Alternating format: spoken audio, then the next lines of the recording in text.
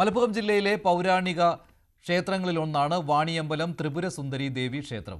വാണിയുടെ അമ്പലമുള്ള ഇടമാണത്രേ വാണിയമ്പലമായത്. പാറയും പാറയിലെ അമ്പലവും അമ്പലത്തിനടുത്തുള്ള വേനലിലും വറ്റാത്ത കുളവും കിണറും വിശ്വാസികൾക്ക് ഭക്തിക്ക് അതീതമായ അനുഭവമാണ്.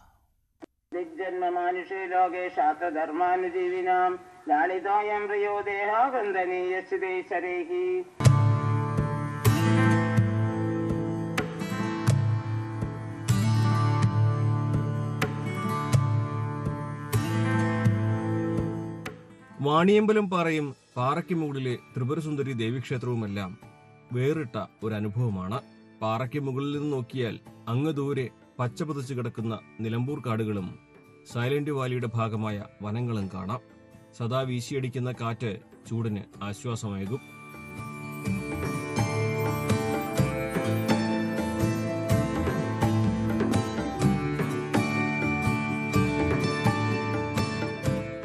പാറയ്ക്ക് മുകളിലെ ത്രിപുരസുന്ദരി ക്ഷേത്രത്തിന് കാലങ്ങളുടെ പഴക്കമുണ്ട്. ഏതു വേനലിലും വറ്റാത്ത കുളവും കിണറുമാണ് ഇവിടുത്തെ വിസ്മയം.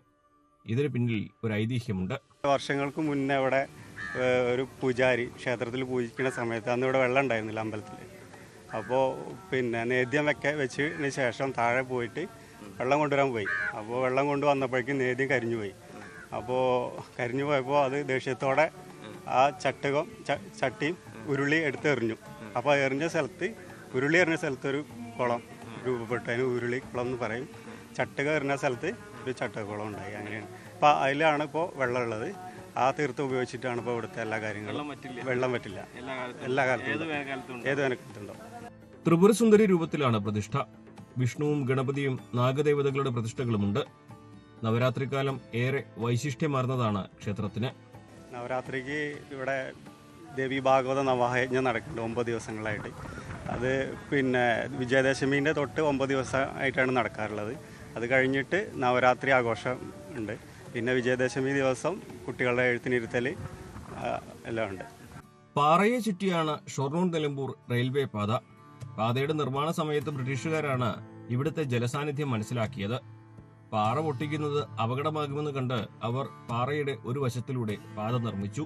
നല്ല സുന്ദരമായിട്ടുള്ള സ്ഥലമാണ്. അപ്പോൾ ഒരുപാട് കാഴ്ചക്കാരൊക്കെ ഇങ്ങോട്ട് വരുന്നുണ്ട്. അതേപോലെ ദൂരസ്ഥലങ്ങളിൽ നിന്നൊക്കെ തൊഴാനായിട്ട് വരുന്നുണ്ട്.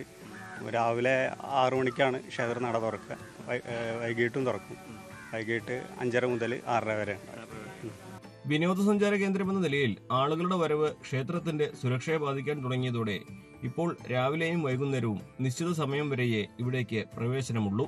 നമ്മൾ ചെറിയൊരു നിയന്ത്രണം വെച്ചിട്ടുണ്ട്. ഒരു അമ്പലത്തിൻ്റെ ഒരു ഏരിയ വെച്ചിട്ട് ആ ഭാഗത്തേക്ക് ടൂറിസ്റ്റുകൾക്ക് പ്രവേശനമില്ല. നല്ല രീതിയിൽ വന്ന് കണ്ട് പോകാനുള്ള സൗകര്യം എല്ലാവർക്കും ഉണ്ട്. പിന്നെ ഭക്തർക്ക് ശല്യമില്ലാത്ത രീതിയിൽ ഇവിടെ സന്ദർശിച്ചു പോകാം. ഇപ്പോൾ നവീകരണ പുനരുദ്ധാരണ പ്രവർത്തനങ്ങൾ പുരോഗമിക്കുകയാണ്. പൂർണ്ണമായും കൃഷ്ണശിലയിലാണ് ഇവിടെ ശ്രീകോവിലടക്കം നിർമ്മിച്ചിരിക്കുന്നത്. ഏറെ വൈകാതെ നിർമ്മാണങ്ങൾ പൂർത്തിയാകും. പുനരുദ്ധാരണം നടന്നുകൊണ്ടിരിക്കുകയാണ്. അപ്പോൾ ഒരു 3 വർഷത്തെ സമയം ഉണ്ടായിരുന്നു നമുക്ക്. ഇപ്പോൾ അതിൽ 2 വർഷം കഴിഞ്ഞു. അപ്പോൾ ഇവിടെ ഉണ്ടായിരുന്ന ക്ഷേത്രം മുഴുവനായിട്ട് പൊളിച്ചു മാറ്റിക്കൊണ്ട് പുതിയൊരു ക്ഷേത്രം നിർമ്മിക്കുകയാണ്. അത് നമ്മളെ വെട്ടുകല്ലിലാണ് നിർമ്മിക്കുന്നത്. അപ്പോൾ അതിൻ്റെ പണികൾ നടന്നുകൊണ്ടിരിക്കുകയാണ്. ഇപ്പോൾ തറയുടെ പണി കഴിഞ്ഞു. ചുറ്റമ്പലത്തിൻ്റെ ശ്രീകോവിലിൻ്റെ വർക്കുകൾ ഒരു 90% കഴിഞ്ഞു. അതിൻ്റെ മരപ്പണി നടന്നുകൊണ്ടിരിക്കുകയാണ്. ഇനി തറേൻ്റെ ഭിത്തിൻ്റെ പണിയാണ്, ചുറ്റമ്പലത്തിൻ്റെ ഭിത്തിൻ്റെ പണിയാണ് നടക്കുന്നത്. ഷൊർണൂർ നിലമ്പൂർ ട്രെയിനിൽ വന്ന് വാണിയമ്പലത്തിറങ്ങുക. റെയിൽവേ സ്റ്റേഷന് ഏതാനും കിലോമീറ്റർ അകലെയാണ് പാറ. ക്ഷേത്രത്തിന് തൊട്ടു താഴെ വരെ വാഹനങ്ങളെത്തും.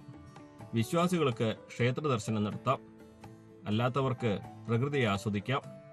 വാണിയമ്പലം പാറയും ഈ ക്ഷേത്രവും ഒരിക്കലെങ്കിലും വരേണ്ട ഇടങ്ങളിലൊന്നു തന്നെയാണ്. അഖിലോട്ടുപാറയ്ക്കൊപ്പം CV അനുമോദ്, News 18.